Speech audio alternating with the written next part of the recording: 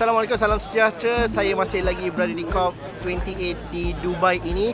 Selain daripada menghimpunkan ketua negara, ahli politik, ahli ekonomi, saintis dan sebagainya, dan juga pembuat dasar baik daripada kerajaan dan juga di bahagian korporat, COP28 juga mengumpulkan ramai sekali aktivis, dan sudah pastinya mereka ini bagaikan nadi kepada isu-isu yang dibentangkan di COP28, kerana akhirnya mereka antara golongan yang paling terkesan sekali.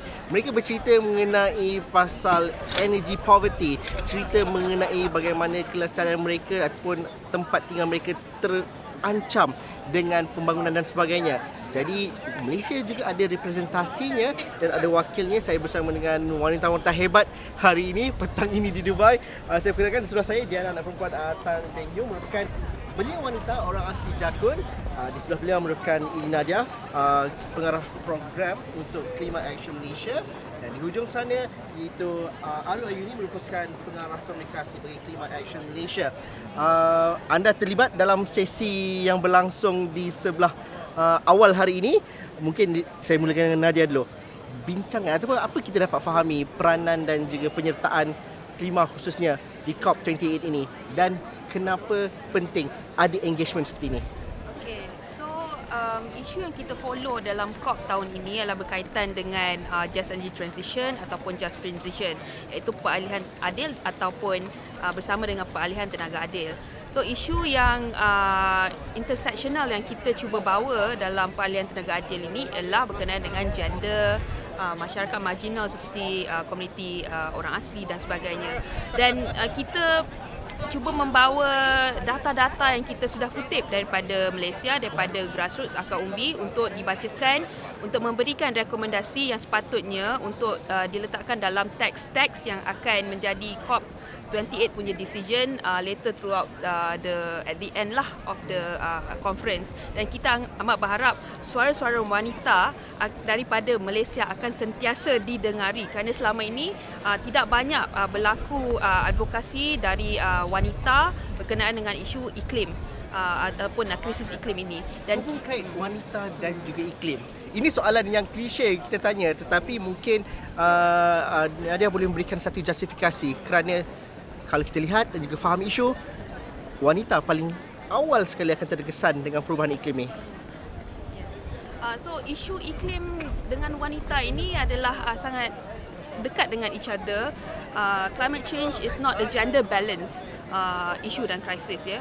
So kita harus melihat bagaimana community at the front line, iaitu wanita, akan beradaptasi terhadap bencana yang berlaku, akan melakukan inisiatif-inisiatif yang akan membangunkan komuniti mereka dan juga daya tahan ataupun kemampanan komuniti itu sendiri. Ini adalah sangat penting kerana we are living in a climate emergency, dan these are people yang menggerakkan komuniti. Wanita menggerakkan keluarganya sendiri, wanita menjaga keluarganya sendiri, wanita menjaga komuniti, wanita juga menggerakkan CSO, NGO dan juga aktiviti-aktiviti governance, policy dan sebagainya. Dan kenapa isu wanita tak harus menjadi isu utama, priority. It's not an add-on. Ya, wanita ni sangat penting, ya, role dia dalam komuniti, dan it should never be put as a add-on and at the sides. It has to be at the forefront when we talk about climate action, climate governance di Malaysia. Isu wanita kita gabungkan dengan isu masyarakat marginal ataupun orang asal. Mungkin boleh ceritakan, Diana, bagaimana partisipasi di dalam tadi dan juga apa yang dibawakan sebenarnya? So untuk COP pada kali ini, saya sebagai masyarakat orang asli, terutama belia, saya banyak mengikut dan terlibat dengan proses negosiasi, sebab apabila saya berada di dalam ruangan dalam, memang tak ada langsung suara daripada komuniti, terutamanya orang asli. Jadi daripada situ saya cuba untuk bawa suara daripada komuniti dan bentangkan apa sebenarnya pandangan daripada komuniti orang asli itu sendiri. Di Malaysia khususnya? Ya, sebab yang saya sangat percaya, terutamanya orang asli di Pahang, mereka sangat tinggal berhampiran dengan hutan dan di kawasan perairan sungai. Jadi kesan-kesan ini sangat dirasai oleh komuniti orang asli. Ini semua merupakan perkara yang sangat dirasai oleh mereka lah. Jadi sepatutnya mereka sangat perlu terlibat dalam bahagian-bahagian negosiasi ini untuk memberi pandangan terutama suara mereka sebab mereka antara individu yang sangat terkesan oleh isu perubahan iklim ni. Di mana suara itu? Selain daripada Diana yang berada di sini, kalau konteks kita dekat Malaysia, kenapa suara itu tidak ada? Kerana tidak diwakili ke? Atau kalau bersuara pun seolah-olah tiada tindakan diambil, Diana? Okey, saya cakap berdasarkan perspektif komuniti dan juga saya sendirilah. Kalau ikut tengok perwakilan orang asli, kalau kamu tengok saya seorang je kan. Jadi macam mana suara orang asli tu nak disampaikan dengan sangat efektif kalau bilangan yang pergi ke mewakili suara-suara itu sangat sedikit. Lepas tu boleh dikatakan juga suara komuniti orang asli sering disekat. Mereka tidak boleh bersuara dengan lantang kerana ada serta-serta isu yang menyatakan bahawa akan memburukkan sesetengah individu, akan memburukkan setengah badan-badan kerajaan. Tapi sebenarnya ini realiti dan isu ni berlaku kepada komuniti orang asli. Komuniti perlu memaparkan, mengeluarkan sebenarnya apa yang berlaku di peringkat akar umbi. Mereka tak nampak. Kebanyakan orang hanya bercakap di peringkat yang atas. Masing-masing. Okay. Jadi komuniti di bawah pun ada isu sendiri yang mereka hadapi. Dan tak ada connection dan juga engagement yang berlaku. Tapi kalau kita lihat dekat sini, saya bila berada di COP28 ini, masyarakat orang asal atau orang asli daripada seluruh dunia berpakaian dan juga tampil dengan etnisiti mereka sendiri. Adakah isunya agak sama ataupun ada kemajuan di peringkat orang asal dan orang asli lain di peringkat di bahagian lain dunianya dalam COP28 ni kalau berdasarkan pemerhatian Diana? Kalau pada COP kali ini saya mengikuti IP Indigenous People Caucus. Jadi di situ kami bertukar pandangan, pendapat dan berkongsi lah. Situasi dan masalah yang dihadapi berbeza sangat sebab ada yang tinggal berhampir dengan hutan di kawasan laut. Jadi boleh dikatakan ada isu yang sama, ada isu yang tak sama. Jadi benda ini semua tidak seragam, tidak seragam. Dan tapi dalam masa yang sama isu-isu solidariti orang asli itu masih ada. Kami menghadapi masalah yang sama iaitu antaranya hak tanah adat kami tidak diiktiraf, masih ada lagi isu-isu keselamatan terhadap masyarakat orang asli ditindas. Jadi benda ni semua perlu dibawalah di peringkat antarabangsa global ni untuk didengari oleh semua masyarakat global dan umum lah. Aru, kadang-kadang ada jurang apabila kita berada di platform global ni, seronok dapat jumpa dan juga lebih lantang untuk bersuara. Selain daripada lantang, kadang-kadang kita lebih rasa ada space yang lebih besar untuk kita ketengahkan isu-isu ini. Tapi kalau kita nak bawa balik ke Malaysia, satu bukan sahaja bersama dengan pihak berkuasa tempatan ataupun pihak yang berkuasa, tetapi masyarakat teramai. Kerana bila kita vokal, mereka berkata, alah ni isu yang tidak penting dan sebagainya. Bagaimana Aru kalau kita melihat perkara ini daripada pengalaman lalu dan juga apa nak dibawa kalau balik nanti? Saya rasa sangat penting untuk kita localize the issue. Saya tahu kita pergi COP International Global Conference of Parties International dan mungkin ramai orang komen, wah kamu pergi peringkat international cakap sana sini, but what are you doing on the local level? Dan saya rasa itu adalah untuk orang-orang yang datang COP, it's a privilege dan kita kena sedar itu. Tapi kita juga kena make sure kerja on the ground is happening. Dan kita sebagai non-indigenous people contohnya, bukan orang asli, kita perlu support rakan-rakan kita, kawan-kawan kita yang berada di hadapan barisan iklim yang menghadapi kesan krisis iklim ni. Kita perlu voice out their opinions, their ideas dan kita kena bersolidariti dengan mereka. Dan the work at COP is just 1% of it. Most of the work, kebanyakan kerja on the ground is what really matters. Macam mana nak communicate tu? Kadang-kadang orang kata bila ada solidariti seperti ini, ada perjuangan seperti ini, kadang-kadang macam terlampau radikal. Kadang-kadang orang takut nak datang. Aru mesti berada situasi seperti ini kan. Tapi dalam masa sama, kalau dapat sokongan, kita memerlukan juga partisipasi dan juga masyarakat teramai. Bukan orang asli saja, bukan golongan wanita saja. Lelaki patut mainkan peranan lebih penting dalam polisi dan sebagainya, Aru. Engagement yang bagaimana? Lebih mesra, lebih ke? Saya rasa we did try and error sebab saya pun masih muda dan bila saya start aktivisme ni kita cakap benda-benda teknikal, people are like, what is this? Apa benda ni? Cakap pasal COP pun orang dah macam, what is Paris Agreement? All this number 1.5 semua. Dan melalui try and error, kami dapati bahawa storytelling is the most powerful thing. Kita cerita, dan Diana pun sebelum ni ada buat banyak filem, dia mendokumentasikan cerita-cerita dia dalam tulisan, dan storytelling is the best way to tell your story. Dan even cerita-cerita dekat COP pun kita boleh localize, kaitkan dengan isu tempatan dan our local climate policies contohnya, atau environmental policies, dan orang-orang boleh catch on that, which is good. Kalau kita lihat proses di COP ini juga agak teknikal. Tadi anda juga mengakui bahawa bila nak berdiskusi, nak negotiation dan sebagainya, kadang-kadang ianya disusahkan dengan cara persidangan dan sebagainya. Adakah itu penghalang kalau di COP? Adakah itu penghalangnya, dan adakah ianya satu sifat yang sedikit sepunya dengan urusan-urusan lain sebenarnya? Teknikal ni kita bukan hanya hadapi di COP, kita juga hadapi di peringkat nasional dan peringkat state level ya dekat Malaysia, di mana kebanyakan isu iklim ni sangat teknikal. Technical documents, dan kebanyakannya tak boleh diakses. Ia tidak boleh diakses oleh contohnya belia, tidak boleh diakses oleh community, tidak boleh diakses oleh golongan marginal yang lain. Tetapi saya sangat berterima kasih berada di dalam satu environment yang kita boleh membina koalisi bersama dengan komuniti lain, bersama dengan kumpulan lain, dan kita cuba menambah baik data, cuba translate data itu, cuba simplify to simplify those information supaya komuniti boleh guna, belia boleh guna, komuniti marginal pun boleh guna. So when we work together, work in a coalition together, kita centralize data, kita simplify data. That's why we are here. That's why we can come and produce this reports dan sebagainya. Okay.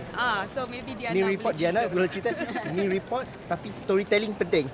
Ya, mengikut situasi yang saya alami, saya tak boleh nak mewakili semua suara orang asli, tapi sekurangnya antara usaha yang pihak kami buat adalah dengan membawa suara akar umbi melalui penceritaan, kutipan data. Jangan tengok kepada siapa yang tulis ataupun siapa yang kutip data tu, tapi tengok kepada isi dan suara komuniti itulah apa yang mereka ingin sampaikan. Dan kedua, dokumentasi ini adalah boleh dijadikan sebagai rujukan apa sebenarnya yang berlaku, dan dalam report ni juga ada dokumentasi ataupun cadangan-cadangan apa sebenarnya yang orang asli mahukan di pelbagai peringkat. Okey, Diana berasal dari Rompin.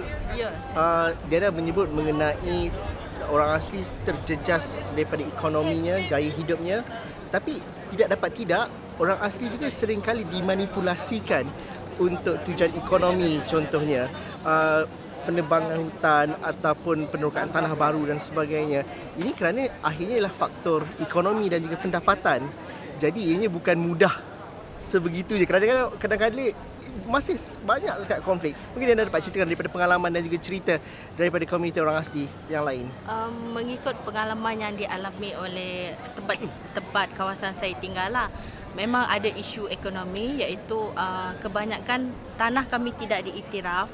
Jadi ada pihak-pihak yang ingin mengambil tanah kami untuk buat projek-projek ekonomi. Tapi projek itu sebenarnya tidak memberi manfaat kepada komuniti setempat, komuniti yang duduk atas tanah tu. Jadi perkara-perkara ni sangat proses ni langsung tidak melibatkan komuniti langsung, dan hanya ada individu yang ingin mengambil kesempatan terhadap hak-hak orang asli itu.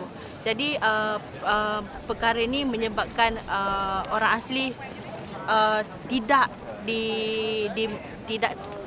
dilibatkan secara langsung, dan proses ini dilakukan bukan bersama orang asli di sebalik luar kerja itulah. Jadi proses ni menyebabkan orang asli sangat terkesan sebab mereka tak dapat hak mereka yang sepatutnya kan.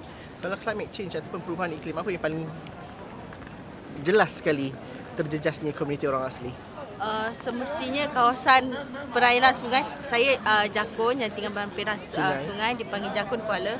Kawasan air kami sangat tercemar oleh aktiviti pembalakan di atas.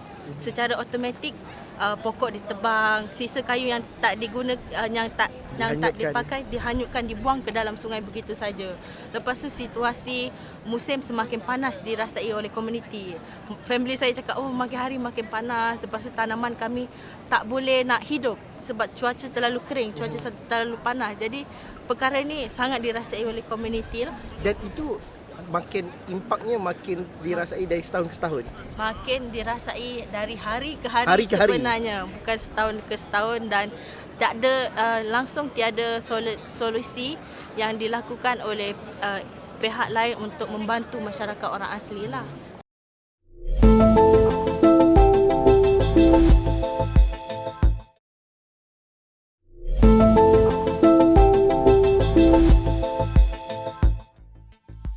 Diana, bagaimana? Komunikasi, storytelling satu perkara, tapi dalam masa yang sama juga untuk memastikan bahawa cerita mesti climate change ni, orang kata macam ini negara barat je cerita ni, tapi akhirnya macam Diana Dania cerita tadi, makin panas. Kalau banjir yang menjadi kebelakangan ini datang dengan kayu-kayu balak yang besar. Jadi bagaimana kita nak mengatakan bahawa inilah isu kita bersama, bukan orang asli saja. Kalau banjir tu sepanjang sungai tu kena, tak kira you kaum apa sekalipun. Bagaimana kita nak mengatakan bahawa nak membawa suara-suara lebih banyak lagi? Saya rasa media memainkan peranan yang sangat penting. Apabila ada isu banjir timbul, saya rasa media adalah poin yang paling penting untuk highlight bahawa ini adalah isu perubahan iklim. Ini adalah isu krisis iklim. This is a climate emergency. Saya rasa there's a disconnect bila ada isu banjir atau isu kemarau or something extreme weather related. We fail to meet that connection. Where is that connection? So saya rasa media practitioners, influencers even harus learn how to communicate our local issues. Contoh isu banjir and communicate it in a way that relates to the climate crisis. So it's not an easy thing. Macam Nadia cakap tadi, it's a bit technical, but I believe there's a lot of communications expert, and bahkan orang-orang media kita pun dah start belajar tentang macam mana kita nak communicate climate crisis dan kaitkannya dengan isu di Malaysia. So saya rasa media is the most important thing.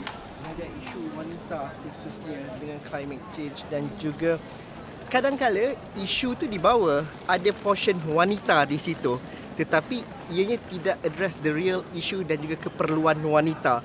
Walaupun wanita paling teruk terjejas dan juga paling awal sekali terjejas kerana climate change, baik daripada perubahan iklim kerana bencana ataupun efek ataupun kesan kesihatan itu. Bagaimana kita nak memastikan bahawa kalau buat tu engagement kena ada, suara wanita perlu dilibatkan dan tidak melihat kepada keputusan itu hasil daripada membuat polisi yang meletakkan tick the box sahaja.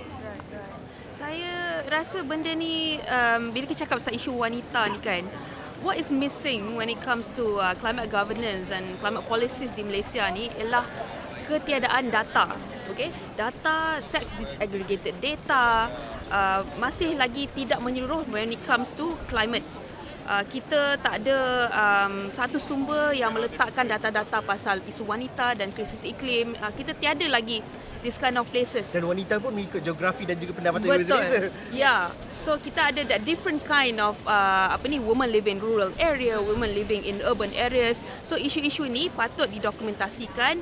Kita harus mendapatkan climate finance berkaitan isu-isu wanita ni, macam mana kita nak increase women's participation, dan kita perlu ada data. Data has to be the cornerstone when it comes to participation of women. Sebab kalau kita membuat sebarang keputusan not evidence based, dan duit itu akan pergi ke mana pun kita tak tahu. Sebab itu yang kita cakap pasal isu wanita, kita nak duit itu pergi ke tempat yang sepatutnya, bukan menjadi tick box. It has to be centered on data. Dan itu adalah isu yang sangat penting. Betul. Yes. Okay. Akhirnya, mungkin saya tanya kepada Diana dahulu. Bagaimana nak ajak kawan-kawan, orang muda, komuniti orang asli, tidak ada yang untuk sama-sama terlibat dan juga lebih besar suaranya? Diana mungkin ada seorang kat sini, tapi nak ramai lagi juga. Mungkin bukakan lebih banyak ruang khas untuk orang asli dan berikan pendedahan lebih lah tentang terutamanya COP ni, apa yang berlaku dekat peringkat antarabangsa, sebab komuniti pun ingin turut sama. Saya percaya banyak lagi belia orang asli yang ingin turut serta. Jadi bukakan ruang yang lebih banyak dan ruangan khas lah untuk orang asli datang ke sini, contribute dia punya idea, dia punya suara, sebab mereka pun individu yang boleh dikatakan yang sangat terkesan lah. Jadi ini bukan berbentuk CSR, ini tindakan yang lebih konkret dan juga sungguh. Kerana itu mungkin juga masalah yang ada dekat Malaysia. Kerana isu-isu jadi begini, seolah-olah macam, oh this is part untuk comply to the ESG ataupun CSR semata-mata. Bagaimana nak leverage tu tindakan yang lebih konkret? Ini ada ataupun Aru mungkin boleh tambah nanti. Okay, so di Malaysia kami juga adalah salah seorang author of the new initiative called Business dan Human Rights. So it's mereka sedang cuba formulate the National Action Plan on Business and Human Rights, dan ini cuba mengaitkan bagaimana the conduct of business has to be centered ke arah hak asasi manusia, bukan sekadar ESG. ESG is a great framework untuk negara Malaysia, tetapi we have to go beyond that. Kita perlu meletakkan satu ekonomi yang menjaga komuniti, satu ekonomi yang menjaga rakyatnya dan menjaga alam sekitar. This is what we need. Bukan sekadar disclosure dan sebagainya. Importance governance when we talk about that. Tetapi macam kita punya PMX selalu berkata ekonomi madani. This is where we need to put it in. Care economy yang menjaga komuniti, menjaga planet, menjaga rakyatnya. So yeah, that would be my answer lah. Okay, Aru, wishlist akhirnya balik ke Malaysia. Dan bagaimana? Sudah pasti terbuka untuk engagement, terbuka untuk suara itu diangkat. Jadi mungkin perancangan ataupun mungkin platform ini digunakan juga untuk nak menyeru siapa nak participate ataupun nak bersama dengan Aru dan juga kawan-kawan yang lain. Saya rasa saya nak sambung apa yang Diana cakap tadi. We need more indigenous youth atau belia orang asli untuk berada di space ni. Dan bukan saja kita perlu latihan, bukan saja kita bawa orang untuk datang, but the government atau badan-badan mana yang bertanggungjawab, they have to also train, inform. So bila kita ada belia yang datang ke COP, they are informed what to do, apa yang terjadi dan bagaimana ia memberi impak kepada our local climate policy. Contohnya our Climate Change Act coming up, right?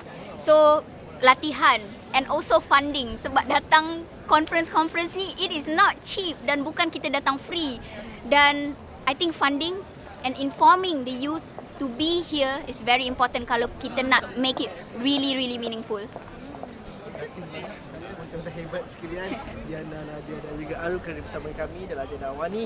Kita bercerita langsung daripada COP 28. Bukan cerita pasal climate change ni, bukan cerita pasal numbers mengurangkan 1.5 darjah Celsius, bukan sahaja kepada percentage itu saja, tetapi cerita rakyat di lapangan ini yang menyumbang kepada numbers itu dan memberikan pemahaman yang lebih jelas sebenarnya. Dan itu yang cuba kami bawakan dari COP28 ini. Sekian saja. Kalau ada cerita anda sendiri, teruskan bersama kami di platform digital kami. Assalamualaikum dan salam sejahtera. Kita jumpa lagi.